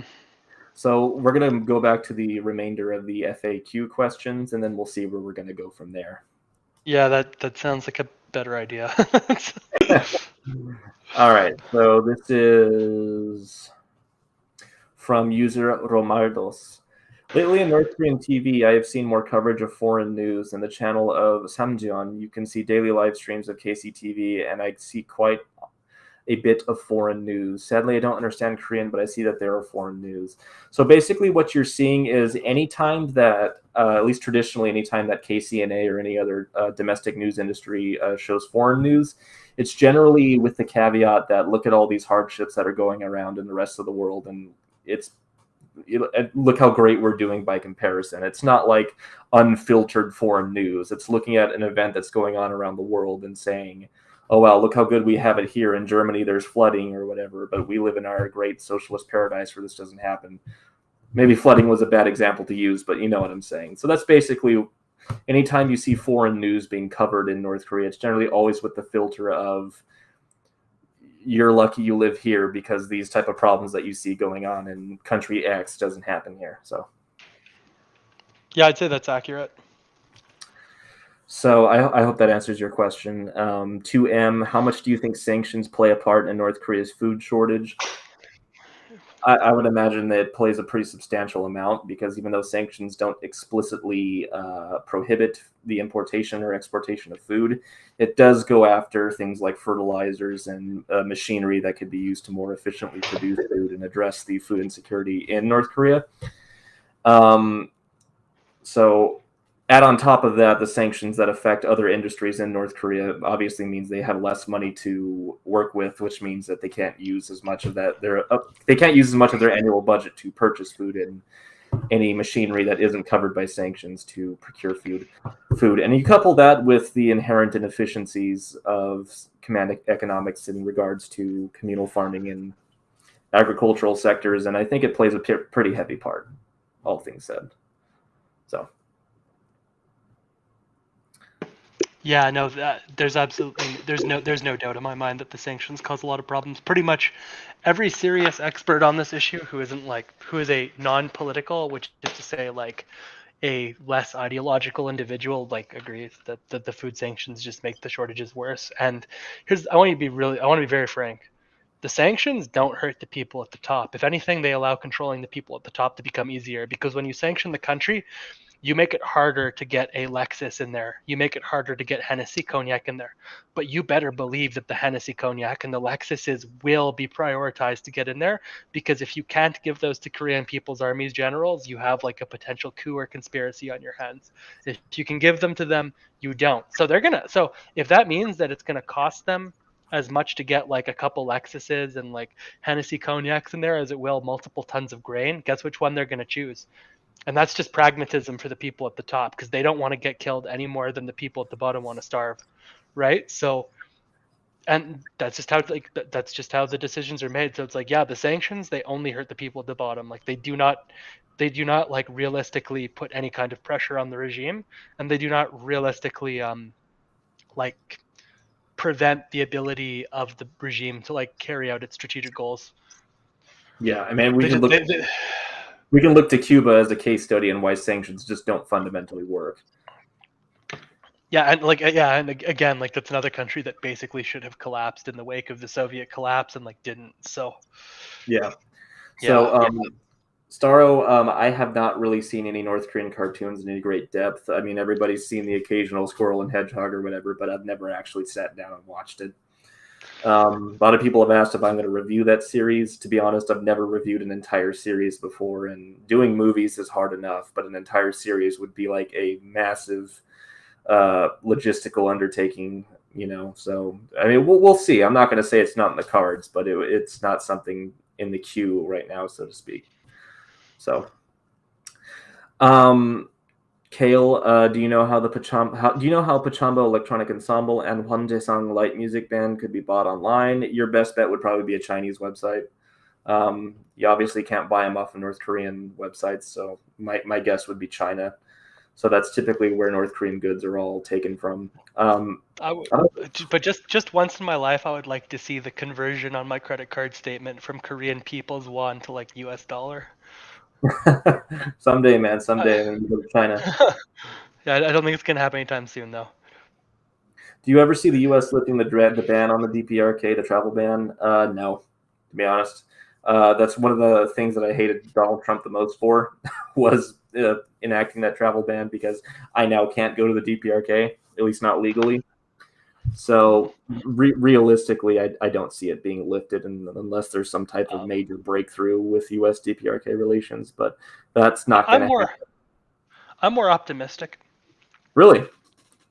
Yeah, because if there's one thing we've seen with the DPRK negotiations, that they always they have their up. It's like an abusive relationship. It has its ups and it has its downs, and we've been at a very low point now. So one of the most natural things to do as like a way to improve relations when they inevitably improve at some point, because like they can't go a lot worse than they are now.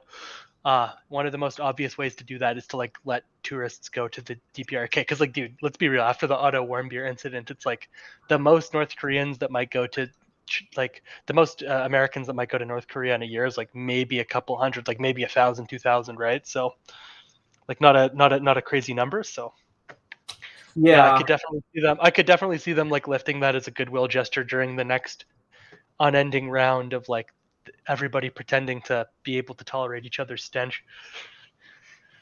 I mean, we'll see, but I naturally err towards pessimism in this regard, because I mean, I don't really see negotiations really going anywhere. But I mean, who knows? I mean, maybe when Trump gets reelected in 2024, we'll see that lifted. Yeah. So Manuel Sanchez, the question you asked is basically the same one that you asked before, so I'm not really going to address it again. You just got to look either on YouTube or on Chinese websites. So sorry, I mean, I'm not trying to be a dick or anything. It's just basically. Oh no, it's funny. Yeah, no, it's true. Yeah. So for the last part of the live stream, because we've already been here an hour and a half now. Wow. So we're going to watch this CNBC video on the recent ballistic missile test by the North and just give our analysis of it. So, yeah, good idea. North Korea announcing it test-fired a ballistic missile capable of striking the U.S. territory of Guam. And that's significant because thousands of American troops are based in Guam. According to the flight path, it's Pyongyang's most significant weapons launch in years. North Korea has been on a firing spree of late. This was the 7th launch just this month. There's growing concern that North Korea might do something even more provocative in the near future, like a nuclear test or a long-range missile test, one that might pose a direct threat to the U.S. mainland. A senior White House administration official said to NBC News that the U.S. does not fully understand why Pyongyang is doing this now. NBC News contributor Victor Cha is with us, former director for Asian Affairs at the National Security Council. Victor, more tests than like all of last year already this year. What's changed? So I think there are a couple of things. The first is that they signaled they were going to do this earlier this month, that they were going to break the self-imposed missile testing moratorium, the 2018 summit that the North Korean leader had with Donald Trump. Why are they doing this? Part of it, I think, is that they're kind of impatient with the Biden administration. There's been no real effort at lifting sanctions, which is what the North Koreans want. There's also South Korean presidential elections coming up in early March. And so I think in both cases, they're trying to put more pressure on the United States and South Korea to make this the #1 issue for both of them coming out of the South Korean elections. And Victor, what about this? The White House just nominated Philip Goldberg to be ambassador to South Korea. Significant because he's a former coordinator for UN sanctions on North Korea. Provocative move? I don't know if it's provocative. I know Phil Goldberg. I think he's a tremendous diplomat and knows the issues very well. I think that it's really a reaction to what they thought the incumbent South Korean government could deliver in terms of the Biden administration and an early lifting of sanctions, and that has not happened. The North Korean economy is in desperate shape now because of COVID. They've locked down the border now for over 2 years. So they're not getting what they want, so they're now, shaking up the table to try to make themselves the front burner issue for both Biden and the South Korean president. Which is part of a pattern as far back as I can remember. Whenever they want to get noticed, they start firing things off and unsettling the region and getting the South all upset. But in this particular case, you get into a road too far if you start testing nuclear capable, don't you? Yeah, I mean, I think that's right. They have done nuclear tests before. I mean, what's different about the testing that we've seen, as you mentioned earlier, is the technology that they're testing. This last IRBM they tested, as you said, can reach Guam. but it was also launched from a mobile platform, which means that it's much harder for the United States or Japan or others to preempt that capability should they actually try to threaten the U.S. homeland. Right, IRB, an intermediate range ballistic missile. But if they start testing something that could reach, say, our West Coast, are we in a whole new place? Well, I think we certainly are headed in that direction technologically. That's clearly what they want to do, and they've tested some prototypes already in 2017. Politically, it becomes a whole different issue when the North Koreans are testing successfully missiles that they can say could reach all of the United States. I think politically that's a much more difficult issue for the Biden administration because it's not something they can shelve. I mean, the issue is kind of on the shelf right now. And they won't be able to do that if they're threatening to hit Texas or New York or California. Yeah, that would make it harder. Victor Cha, thank you. All right.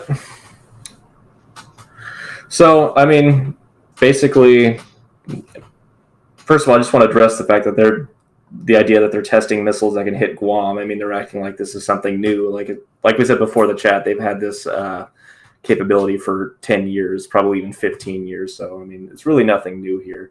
And he is right in that the timing lines up with South Korea's impending presidential election. And we've seen time and time again, anytime there's an impending shift in either South Korean or American politics, that's usually what they do to sort of try and alert the incoming leaders that, you have to deal with us in one way or another. So, Alex, I don't know what your take is on this, if you want to share it.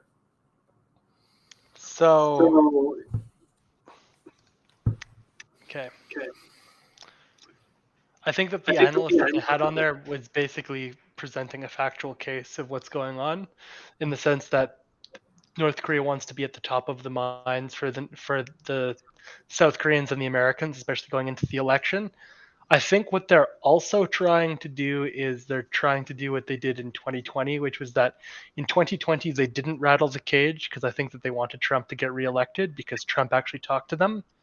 In this sense, with this election, what they're trying to do is they are trying to freak people out at the possibility of the South Korean right winning, because they don't, like, the South Korean right doesn't talk to them. They want the left to win the election. So, like, Moon Jae-in's party, they want to win another mandate, because then they'll be talking with the same people.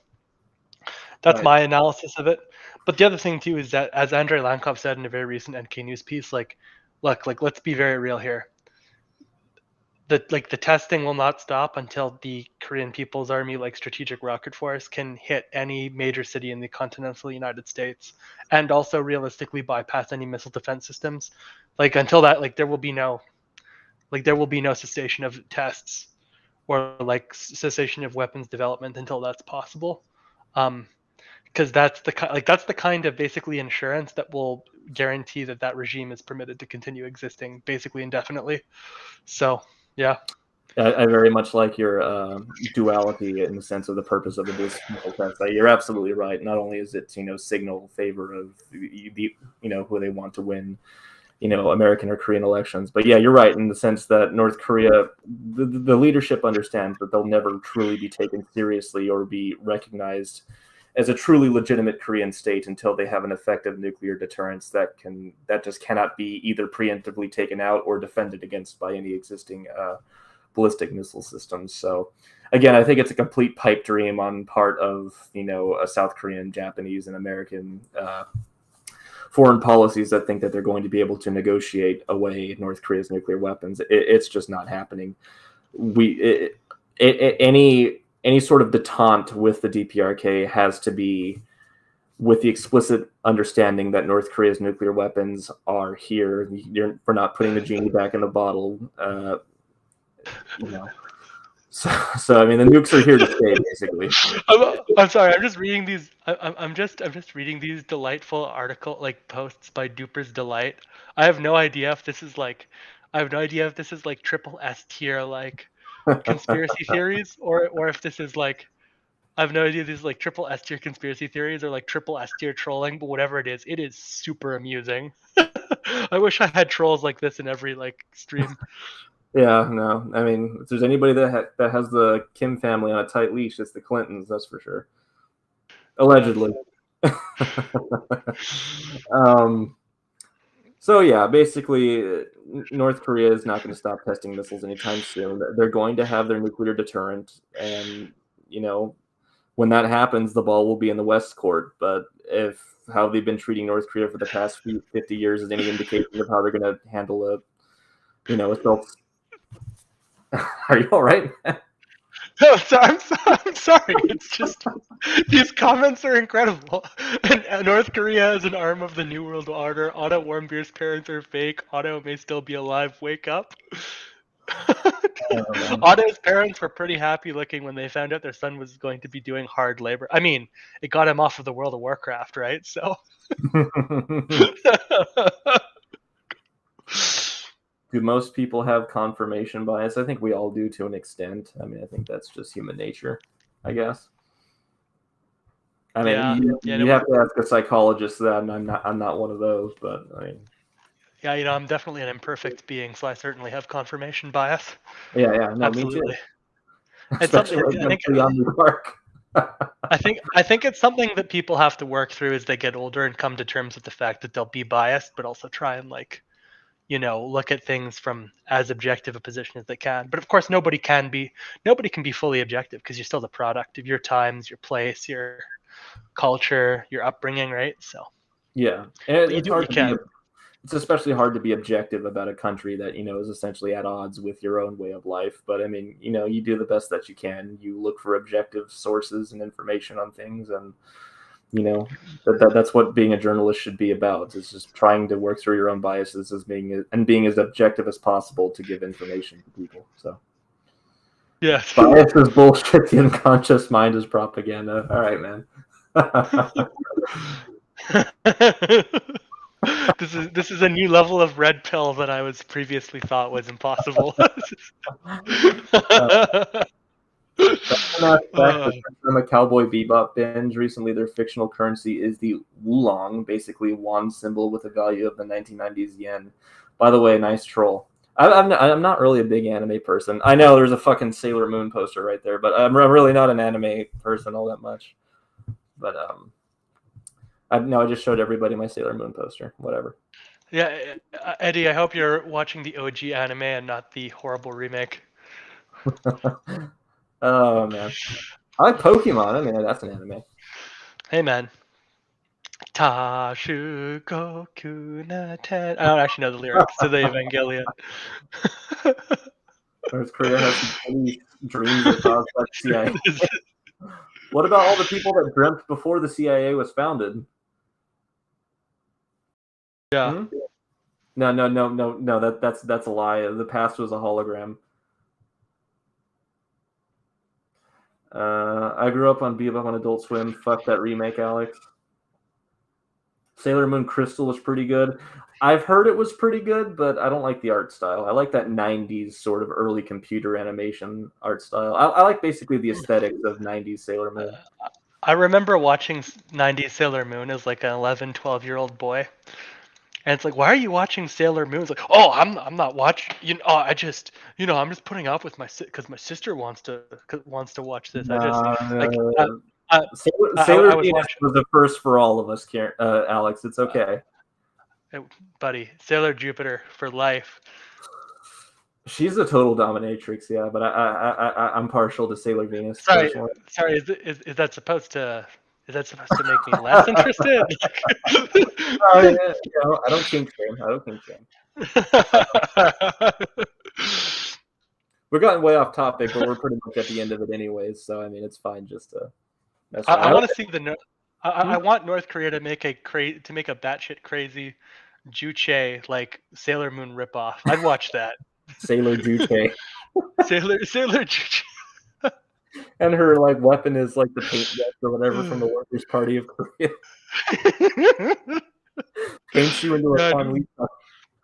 Yeah, I'd watch that. Taxation is not only. North Koreans need permission to use guns for hunting like in South Korea? I would imagine so. Yeah. What guns? Yeah, what guns? North Korea has gun control. Don't you know that's what the Democrats want to do? to be fair, they also have like crazy gun. They have gun control in the north for like a similar reason that they have it in the south.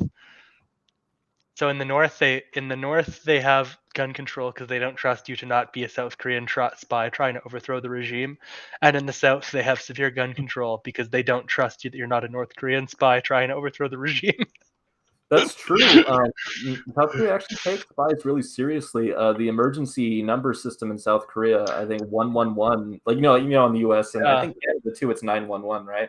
Yep, Bill, I actually don't know the answer to that question. I would be curious, but I do know. So I actually have an interesting answer for you because I can't talk about hunting specifically because I'm pretty sure that a lot of the game up there is like, if the people are having a hard time eating, then the game might be having a hard time eating too. But I do know that in regards to fishing, if you run like a black market business, it is like turbo capitalism. Like there ain't no regulations, there's no laws. So for example, there was a portrait on NKnews of a Korean People's Army captain who was running a fishing business with several fishing trawlers. And what he would do is he would pay his soldiers who worked for him in fish, and he would kick up fish to his like superior officers and to people in the market, like and in the party, to allow him to do this. And he was running on like total free market, like there were no rules. He could do whatever the hell he wanted. Like it was like, yeah, it was like totally laissez-faire. He could do whatever the hell he wanted, right? It's like there was no rules. And like absolutely for certain, like he said that there was a time that they basically like got KPA like dynamite. So it was like, this is military property. It's like heavy ordnance, and they used to blow up fish and take the fish back. Right? Which is like, it's a destructive form of fishing, but like, buddy, like, business is business. Do you guys actually believe Kim Jong-Un looks like a dictator that could possibly scare the U.S. government? I mean, it's not about how you look; it's about the power you can consolidate and project. I mean, American fish-based economy when not soon enough, not soon enough. Could transform Iran. I mean, yeah. I mean, we're pretty good at making countries become shit, but I mean, North Korea is a special case. Yeah, North Korea is like still independent. Hell, so is So like here's the thing, like yeah, the U.S. could lead the Islam, like could like fund or help like the Ayatollah get into power in Iran, but like they haven't had a very tight leash on them since. It's really come back to bite them. Yeah, definitely. I'm surprised South Korea turned out as well as it did. Like that's like our one lone example of nation building that hasn't been totally cucked yet. Not necessarily because of us that it's doing so well, but I mean, Japan's slowly regressing into their, imperialistic ways, slowly but surely. But South Korea is still kind of chugging along okay. So far. Yeah. About the CIA, got all those other agents in Iran killed. It's the CIA. They're a fucking wild card. I don't know what's true and what isn't with them. But yeah, Sailor Moon. I mean, that's pretty good anime. That's the one I like the most. I'd love to see a source for that. Have you guys talked about Kim Jong-un's weight loss? No, we haven't, but he looks good. You know what? Good for him. Yeah, no, but like realistically, that was caused by chain smoking and like. Yeah. Of course, I mean, basically like chain smoking and stress. Like, wouldn't it be great though if the next successor to Kim Jong-un, like a son or whatever, is just like totally jacked and like it's like a fucking K-pop star or something? But it's a fucking Workers' Party of Korea symbol and everything. That'd be great. Yeah. Is North Korea colder than South Korea? North Korea is a lot more mountainous, so I would say yes. But South Korea is pretty damn cold in the winter. Like it's like snow, winter wonderland shit. So I imagine it's pretty similar in the north.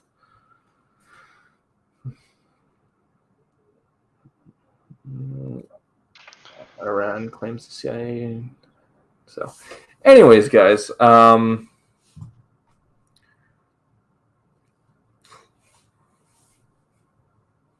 you want to move on to the last thing we had planned, Alex? Yeah, man. Let's do it up. All right. I'll let you take the reins on this one since it was your contribution. So let me... Whenever you are ready, sir. Okay, yeah, in the world of video games, North Korea is almost always the baddie.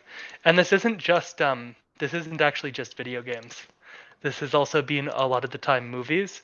I don't know if anybody saw the like really sort of questionable Red Dawn remake 10 years ago where North Korea somehow invaded and occupied the United States. I saw that in Um, theaters when it came out. It was the first time I ever took a girl on a date, actually. You're a Chad, man. You're a Chad. That's like you're a Chad. Like you're actually my hero right now. That's amazing. Whatever. Dude, But, no, you're sick. That's amazing. I love it. but continue, Yeah. please.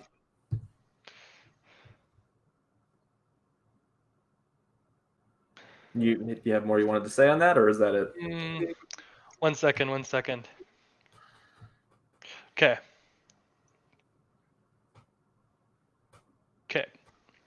So, sorry, I'm just scrolling through the article again to like just refresh myself on it. Yeah, of course. Okay, so the point that's being made here is just the fact that basically the North Koreans are often used as like sort of faceless bad guys that you just mow down. And it does a very poor job because it does a very poor job of like basically explaining the realities of North Korea. Like for one thing, it doesn't explain that the North Korean regime has like a disproportionate quantity of GDP. And so because it has a disproportionate quantity of GDP and it receives like the most Chinese aid, it's also like one of the most heavily armed and like competent elements of the government. And on top of that, like basically the ideological training and the like repression that soldiers encounter actually do successfully make them quite deadly units. Maybe not individually, but as an aggregate whole, to be certain. On top of this, it's also about the fact that like he doesn't talk about it, or sorry, Oliver doesn't talk about it, but it's also just lazy writing. It's like North Korea is what happens when a video game developer is too afraid to say this is the Chinese. like Yeah, absolutely. It's really just such a cop out. It's completely not fair. And yeah, like it's just silly. And lastly, it basically he was talking about the geopolitical issue problem. He was also saying this also glosses over, like it basically, by making these people slaughterable enemies, it basically overlooks or detracts from the fact that like the nuclear weapons program is in fact like largely successful. Like that the nuclear weapons like program is a threat, like a legitimate threat to like Western countries now. Like that's the thing that none of us want to think about it, but it's like, yeah, Portland, Oregon could go up in nuclear ashes. Now, of course, I'm certain that some people who really dislike waxed mustaches in artisanal coffee shops wouldn't be too beaten up by that, but like that would basically be a unprecedented human tragedy.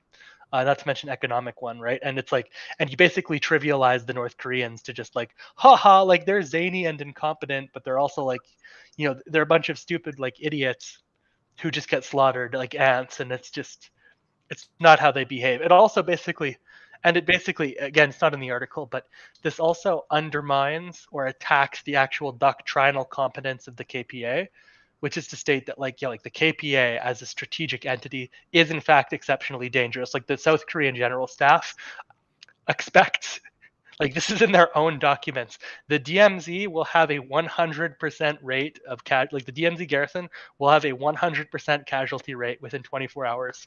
100, like that's the South Korean general staff. That's not like, this is not like the North Koreans say. This is what the South Koreans believe about their own military.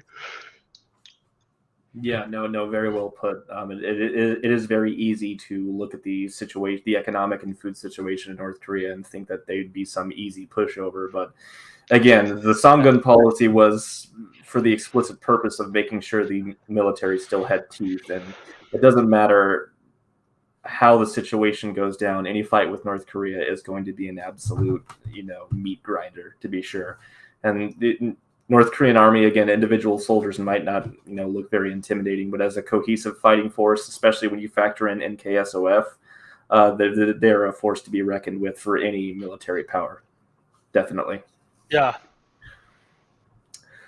So, operating, like ceramics, the North Korean NKSOF, the few times they have gone abroad, I mean, yes, they are very successful. So, special forces for a reason. So, On top of the fact that they largely fight on their home turf against any hypothetical Korean war, you know, the Taehongdan mountain range would be like Korengal Valley times fucking 10. So I mean, I don't envy anybody that has to fight North Korea on their home turf, never mind on the Korean Peninsula itself. So yeah. Well, I think that's about it for today, guys. Alex, unless you have anything else to add, I'm going to go ahead and close it down from here.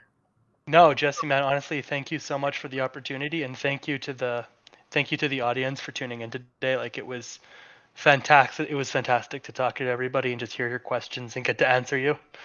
So Yeah, hopefully you'll be watching the channel soon.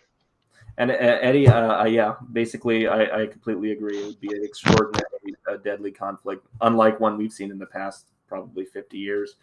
So, but yeah, to echo Alex's sentiments, we want to thank everybody so much for coming to this live stream. It's been a lot of fun. This 2 hours has gone by pretty fast. So we definitely have to do this soon again. Maybe we can make this like a monthly thing. Who knows? But again, I want to thank you all for coming out tonight, and I hope to see you all again very soon. So, bye-bye, everyone. I hope you have a good rest of your day, whatever time of day it is for you guys. So we'll see you soon now. Take care. Take care, everyone.